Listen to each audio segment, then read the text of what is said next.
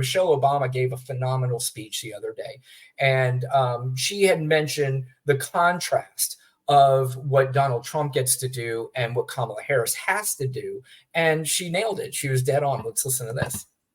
So I hope you'll forgive me if I'm a little frustrated that some of us are choosing to ignore Donald Trump's gross incompetence while asking Kamala to dazzle us at every turn. I hope that you'll forgive me if I'm a little angry that we are indifferent to his erratic behavior, his obvious mental decline, his history as a convicted felon, a known slumlord, a predator found liable for sexual abuse. All of this while we pick apart Kamala's answers from interviews that he doesn't even have the courage to do, y'all. Well, Donald Trump was big mad at Michelle Obama for daring speak his name, and almost was kind of threatening, said she should not have done that. No, that was not kinda. He did threaten her. He does that mob boss type of threatening where it's like the hints to his people, so y'all know what to do. She shouldn't have done that. She should, like, the fuck do you think you're talking to right now, dude? Like, either that or that stupid bitch thinks he's like Eminem and he's gonna drop a diss track on her. Right, but see, he keeps but here's the thing, he keeps doing that thing and like punching himself in the face, right? Because now you're talking about this Black woman, the Obamas, right? Michelle Obama is loved more than Barack Obama is loved. So guess who loves her? Black women. But the Black men that you've been trying to court like that, they still love her. You may now, lose some of them because it's like, okay, that's a bridge too far. You threatening my sister? Like, what's wrong with you? So he continues to do that. But that's just proof that he don't give a fuck about Puerto Ricans and Black people. Like, everyone is equal opportunity. He don't care. He'll put you out there to the walls. That's him saying, take care of her, right? He wants her to have death threats right now. Like, it would give him great pleasure if he said that, and then the next day there was reporting that she's getting more death threats. Like, that would, like, validate what he did. So I hope they don't say that, because I'm pretty sure she gets them anyway. But yeah, you're right. You're exactly right. It definitely was threatening, and again, hopefully, like I said, in about 6 days we could get rid of this. But there's also another clip I want to play real quick. Van Lathan? Yes. Is he on CNN? I don't think so. I think he has his own podcast. He might be a contributor, maybe. But this is him. Apparently, it looks like he's on his podcast. And he was talking about the heights of white privilege. And I am secure enough to play this because I understand what white privilege is and what it means. But this is what he had to say about Donald Trump and his white privilege. And I thought he broke it down really well. We've never seen anyone treated with the singular amount of white privilege that Donald Trump is being treated with. This is a masterclass in white privilege. Trump can't say enough to be racist. Correct. He can't commit enough crimes to be a criminal. He can't fail enough to be a failure. And he can't say enough stupid things to be stupid. Mm-hmm. He is so shielded and insulated by the idea and the concept of whiteness that he is unfucking touchable. Yeah. The thought conjured around him matters more than any reality. Any reality. He is a Christian that doesn't know the Bible, that fucks porn stars, that grabs women by the pussy. Grabs women by the pussy, is the least Christ-like, but the sheer promise of the whiteness that exists inside of Donald Trump is enough for everyone, white and black people, a lot of them who worship whiteness and aspire to the level of whiteness that Trump has. It's enough for them to say, hey, he's still our guy, no matter what. It's the whiteness he guarantees to protect. That's what he represents, right?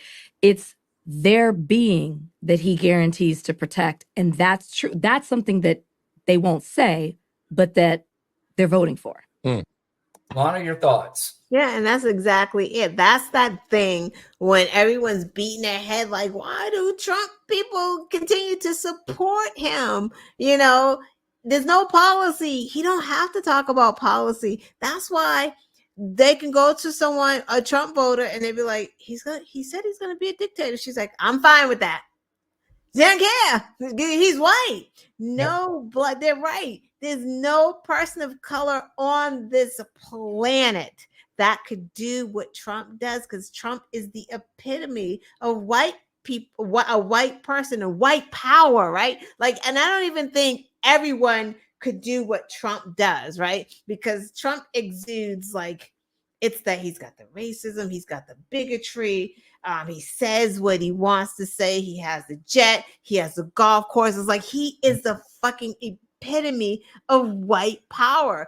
They can't all do that. He's got it. And they're absolutely right. And that's the same reason why we call Byron Donalds, Tim Scott self-loathing. And that's why we also say that, you know, they subscribe to white supremacy, because that's what it is. That's why you'll get a MAGA on the thing and you'll talk about Tim Scott and say, like I've said, he's a white supremacist. Like, he can't be a white supremacist. He absolutely can, because it's an idea. Like it's a, you know what I mean? It's not like it's a white supremacist isn't like it's that person that he wants to be. It's the ideology of white supremacy, that white is supreme. And that's Candace Owens, right? Like it's all of those guys, Byron Donalds, Tim Scott. There's something that's very the same about them all, right? They're married to white women. Mark Robinson. Yeah, Mark Robinson. He probably wants to be married to a white woman, but no white woman be like, oh man, you look like a holiday. Like, no, thank you. Yeah.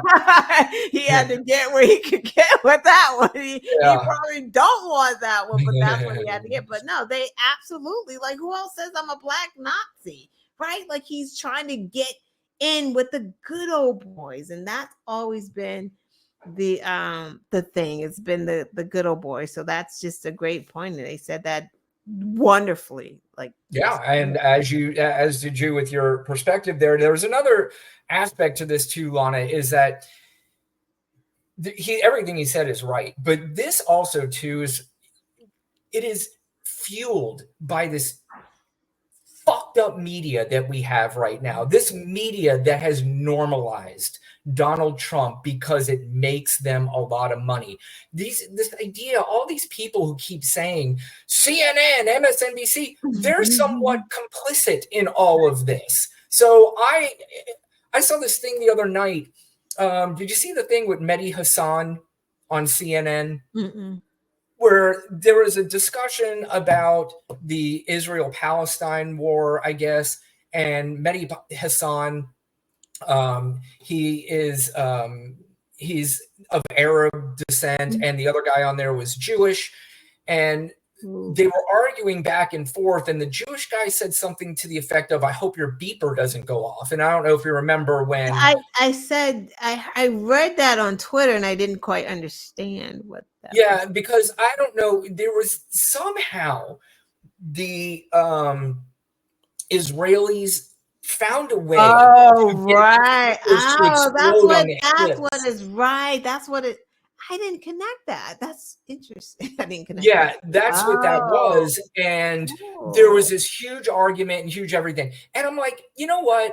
What he said was terrible. But CNN asks for this kind of dumb shit. They ask for these roundtables where you have these people screaming at each other like it's fucking Jerry Springer. This shit is not Jerry Springer. This shit is serious. So you guys sitting around, have your little discussions so you can put in your best digs on each other. It's just so...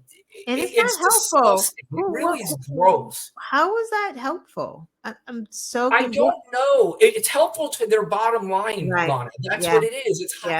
how do you get viewers? Because everything's got to be a fucking train wreck. Could you imagine people flipping through channels and them having to actually listen to something that's educational, that means something, that is actual news? They're like, get the fuck out of here. This is boring. Where's the yelling? Where's the screaming? And that's what news is nowadays. And that's why we have so many fucking stupid people voting, because they are listening to this garbage. They're also flipping through TikTok, getting an idea that Donald Trump will be better for the economy. I had to speak to some guy the other day, sitting there trying to tell me that Donald Trump is still one of the best businessmen of all time. I was like, I can't do this with you people anymore. I just can't. I mean, you don't know what you're talking about. He's one of the dumbest, worst businessmen. He had his daddy give him $400 million.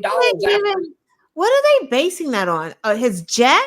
Because are you not basing it on the actual bankruptcies that he had? Well, they're basing it too. Again, Lana, we have to go back to, this is the same guy who said pets are being eaten, that the election was stolen, that it's him saying it, it's him presenting it. Right. He actually fooled banks into giving him loans when he would default on other ones. He's white. He's that white privilege, right? He exudes that white power where he comes with his suits are probably cheap, fucking crappy, stinky, wrinkled suits, but he still has that white thing. Like, it's almost like he knows he's white and he loves it. Like, he said that too, right? At one of the rallies, he said he loves his white beauty. I think it was the Nazi rally. He said he loved his white, beautiful skin.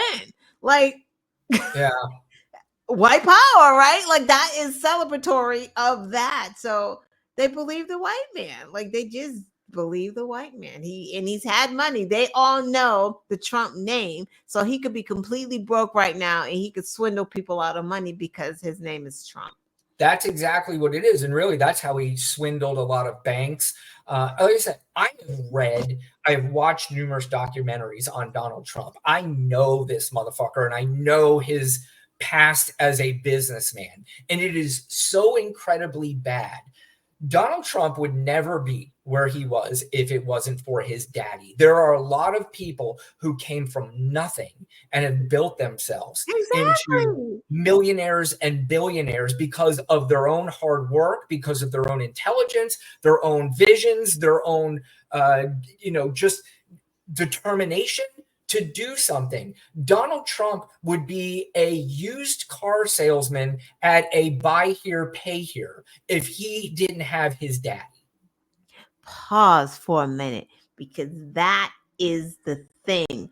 These fools look at Donald Trump as he's a great businessman. Look where he's gotten when daddy gave him money. But you literally should be looking at a Joe Biden or Kamala or even at Hillary Clinton or those people who started from the bottom. Now we're here, right? Like, they started from the bottom. Like, y'all laughing at Kamala telling her story when she literally came from a single mom who, she had a PhD. Like, they don't get paid.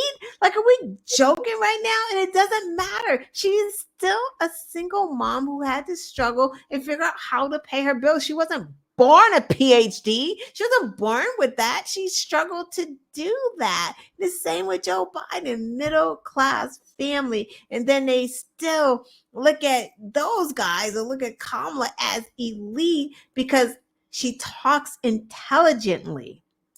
Right. And a buffoon who's gone to all the best schools, who other people took his friggin' test for him. That's the guy that y'all looking at like he's what? Because what a voter said that. They're like, why are you voting for him after all of this? He goes, well, I don't know. He talks like I talk with what my boys. He sounds like us. Like, fucking racist? Right. Wow. Okay. Yeah. Unfortunately, I've been around enough people in my life to know why they're voting for Donald Trump. And it makes me sad, but, but going back to what you were saying too, how about an actual billionaire, somebody that made something of himself, Mark Cuban, who has gone on record and said, I know Donald Trump. I've met Donald Trump. I've been in meetings with Donald Trump, and this guy has no clue what he's talking about. He is in these meetings and people come out of him and they're like, what did he just say? What, I mean, and you don't even have to be in private meetings. If you've heard any of these things that he went to, what was that thing he went? He went to the Economic Club of Chicago or something like that, or New York. Was tariffs. And he, being asked about his plan for kids in school, and he went on this rant of who I don't even remember. It was so batshit crazy that even the lady who asked the question tweeted out the next day is like, I had no idea what he just said. I had no idea what he said in this answer. And I defy anybody watching this that is a Trump supporter to go back and look at the Economic Club of Chicago or of New York, listen to the questions posed to him by serious people and listen to his answers and come back and explain to me what he meant, where you go, that makes complete sense to me. Yeah. Because she definitely, they're going to say Kamala Harris is stupid and she doesn't know. He said tariffs like that. They're just tariffs. And then when he talks to the other guy, it was another man. I forgot who he was, but he was somebody who dealt with economics, like somebody big. I forget. And he asked him about the tariffs. And then Trump started to try to insult him and tell him like he was just mad because Trump knew more than he did. I'm just like, that was the Economic Club of Chicago interview. Right. So I please go back and watch that. If you think Donald Trump is brilliant, just go back and watch that interview. Watch the entire thing. If you really care, I'm sure most of you don't. You're not going to, they're not going to go and look this stuff up because they just want to know the tiny little bits that satisfy whatever nutty shit in their head makes them vote for Donald Trump. But go back and just watch that and explain. I'm always open to learn. So if you can explain to me what I'm missing, I'm happy to hear it. I would love to hear it.